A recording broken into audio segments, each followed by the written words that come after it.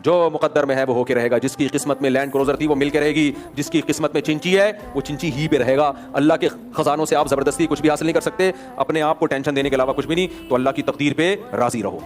Number 2, दुनिया मुसाफिर खाना है। लैंड क्रूजर वाला भी कुछ दिन में कब्र में कीड़े खा रहे होंगे, रक्शे वाले की भी कब्र में कुछ दिन में कीड़े खा रहे होंगे। खत्म। तो क्या ऐसी चीज के पीछे भागना जो आर्जी है? क्या ख्याल है अब मैं फिरौन से जलना शुरू कर दूं, फिरौन को इतनी बड़ी हुकूमत मिली थी, मुझे क्यों नहीं मिली? भाई वो मर गया, खत्म, क्या फायदा? तो आज के जो फिरौन है वो भी मर जाएंगे, तो सब खत्म। तो चंद चीजें, वो तो एक अलग टॉपिक है, हसद का इलाज कैसे होता है। बताने का मकसद ये है कि अंदर के इंसान को जब तक मैं और आप ठीक नहीं करेंगे उस वक्त तक हम जन्नत में नहीं जा सकते। देखो, कोई किसी को हसद की इलाज की कोशिश कर रहा है, फिर भी हसद खत्म नहीं हो रहा, लेकिन वो जिससे हसद हो रही है ना, उस हसद हो रहा है उसको नुकसान नहीं पहुंचाता, सब्र करता है, तो भी जन्नत में चला जाएगा।